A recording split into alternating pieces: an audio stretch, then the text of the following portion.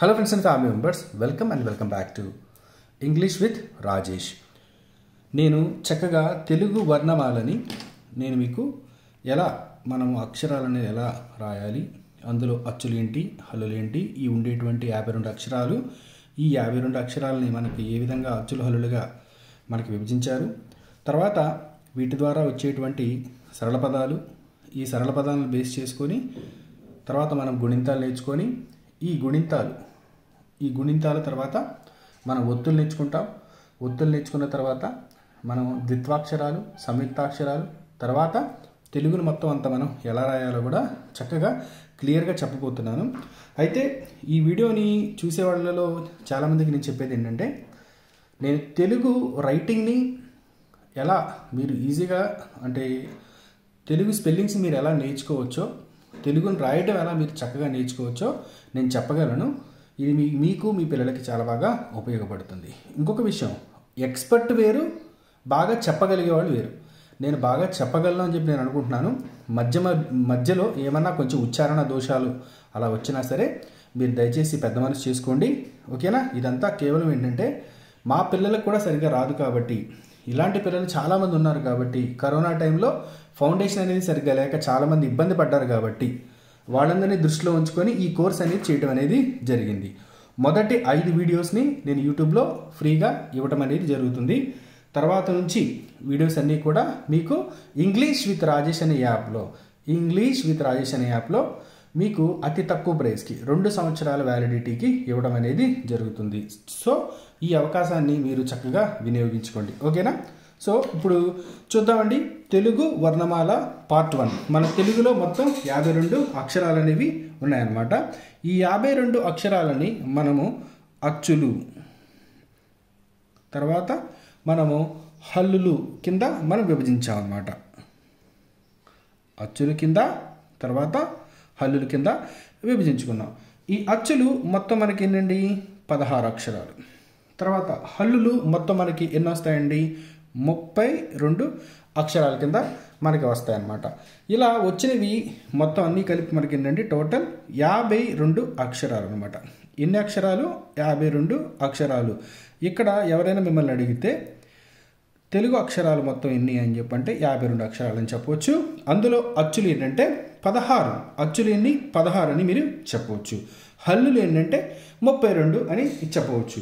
మరొక చిన్న విషయం, ఇక్కడ చాలామంది కూడా ఇంగ్లీష్ మీడియం నుంచి వచ్చిన పిల్లలు కూడా ఉంటారు, తెలుగు మీడియం నుంచి వచ్చిన పిల్లలు కూడా ఉంటారు. వీళ్ళిద్దరికి అర్థమయ్యేలాగా కొంచెం అప్పుడప్పుడు ఇంగ్లీషు శబ్దాలు కూడా నేను ఉపయోగిస్తూ ఉంటాను, పదాలు కూడా ఉపయోగిస్తుంటాను. దయచేసి మీరు అర్థం చేసుకోండి.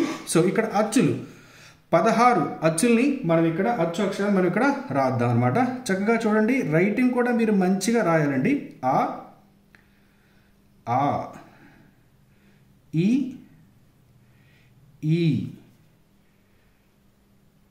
ఉ,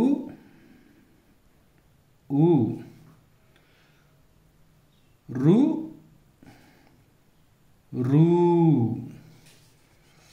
తర్వాత ఏ, తర్వాత ఐ, ఓ, ఔ, తర్వాత ఆహా. మీరు ఇలా రాయాల్సి ఉంటుంది అనమాట. దీన్ని ఇంకొంచెం డీటెయిల్గా చెప్పుకున్నాం. ఆ, ఇది రెండవ ఆ అంటారు. ఈ, రెండవ ఈ, ఊ, రెండవ ఊ, రు, రెండవ రు, ఏ, రెండవ ఏ, ఐ, ఓ, రెండవ ఓ, ఔ, ఆహా. ఇక్కడ చూడండి, ఆకి తేడా ఏంటంటే, ఆకి మనం ప్రొలాంగ్ సౌండ్ ఇస్తాం అనమాట. ప్రొలాంగ్ సౌండ్ ఇచ్చినప్పుడు ఆ అవుతుంది. ఈకి ప్రొలాంగ్ సౌండ్ అంటే సాగదీసినప్పుడు, తెలుగులో చెప్పంటే ఈని సాగదీసినప్పుడు ప్రొలాంగ్ సౌండ్ ఇచ్చినప్పుడు ఈ అవుతుంది. ఊని ప్రొలాంగ్ సౌండ్ చేసినప్పుడు ఊ అవుతుంది. రూని ప్రొలాంగ్ సౌండ్ చేసినప్పుడు రూ అవుతుంది. ఏని ప్రొలాంగ్ సౌండ్ చేసినప్పుడు ఏ అవుతుంది. ఓని ప్రొలాంగ్ సౌండ్ చేసినప్పుడు ఓ అవుతుంది. ఇవి మనకి చాలా చాలా చాలా ఇంపార్టెంట్, ఎందుకంటే వీటన్నిటిని బేస్ చేసుకునే మనకి గుణింతాలు అనేవి ఉంటాయన్నమాట. అది మనం తర్వాత చెప్పుకుందాం. చూడండి, ఆ, రెండవ ఆ, ఈ, రెండవ ఈ, ఊ, రెండవ ఊ, రు, రెండవ రు, ఏ రెండవ ఏ, ఐ, ఓ రెండవ ఓ, ఔ, అం, అహ ఇలా అనమాట. సో వీటన్నిటిని ఎలా చదవాలంటే చక్కగా రిపిటేషన్ ఇవ్వండి నాకు. ఆ, ఆ, ఈ, ఈ, ఉ, ఊ, రు, రు, ఏ, ఏ, ఐ, ఓ, ఓ, ఔ, అం, అహ. చక్కగా ఇలా అచ్చుల్ని మనము రాసేసుకున్నాం. మీరు ఈ విధంగా మీరు ప్రాక్టీస్ చేసుకోండి. తర్వాత మనము హల్లులకి వద్దాం అనమాట. ఈ హల్లులు అనేవి మొత్తం మనకి ఇక్కడ 36 ఉన్నాయి. ఇక్కడ ఈ హల్లుల్ని మనం ఎలా రాయాలో మనం ఇప్పుడు నుంచే చూద్దాం. చక్కగా చూడండి. ఇక్కడ ఖ, ఖ, గ, ఘ, జ్ఞ. తర్వాత చూడండి ఇక్కడ కా, కాకి ఇక్కడ ఒత్తి ఇవ్వాలన్నమాట. కా అంటే కాకి ఒత్తి ఇచ్చినప్పుడు ఖ అవుతుంది. అయితే ఇక్కడ మీరు గమనించాలి, కొంచెం స్ట్రెస్ ఇవ్వాలన్నమాట. ఖ, ఖ, గ, ఘ, జ్ఞ.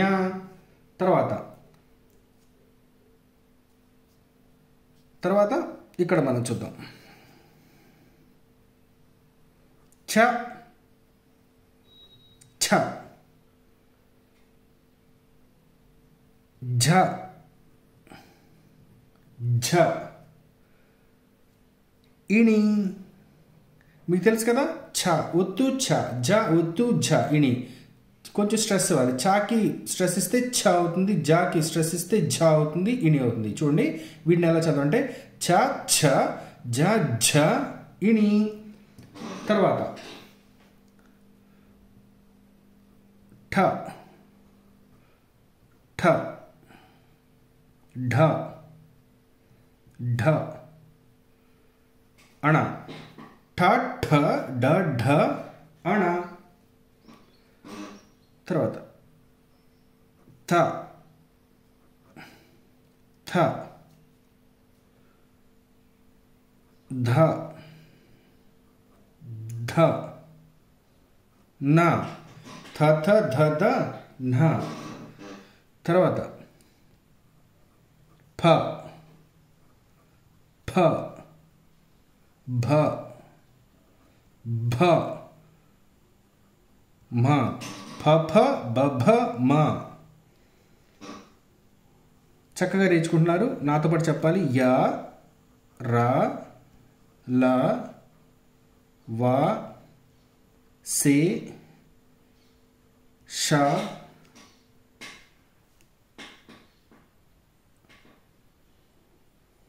స, హ, ల, క్ష, బండిరా. ఇంతేనండి. జస్ట్ అక్షరాలు ఇంతే. హల్లులు మొత్తం ఒకసారి నేను ప్రొనౌన్స్ చేస్తాను, నాతో పాటు రిపీట్ చేయండి. ఖ, ఖ, ఘ, ఘ, జ్ఞ. ఛ, ఛ, ఝ, ఝ, ఇణి. ఠ, ఠ, ఢ, ఢ, న. థ, థ, ధ, ధ, న. ఫ, ఫ, బ, భ, మ. య, ర, ల, వ, సే, ష, స, హ, ళ, క్ష, బండిరా. ఇలా మనం చక్కగా మన 52 అక్షరాల్ని మనం నేర్చుకున్నాం అనమాట. మళ్ళీ ఒకసారి అచ్చులు హల్లులు రెండింటిని కలిపి చదువుతాను. నాతో పాటు రిపిటేషన్ ఇవ్వండి. తర్వాత మీరు రాయటం ప్రాక్టీస్ చేయండి. ఆ, ఆ, ఈ, ఈ, ఉ, ఊ, రు, రు, ఏ, ఏ, ఐ, ఓ, ఓ, ఔ, అం, అహ, ఖ, ఖ, గ, ఘ, జ్ఞ. ఛ, ఛ, ఝ, ఝ, ఇణి. ఠ, ఠ, ఢ, ఢ, న. థ, థ, ధ, ధ, న. ఫ, ఫ, బ, భ, మ. య, ర, ల, వ, సే, ష, స, హ, ళ, క్ష, బండిరా.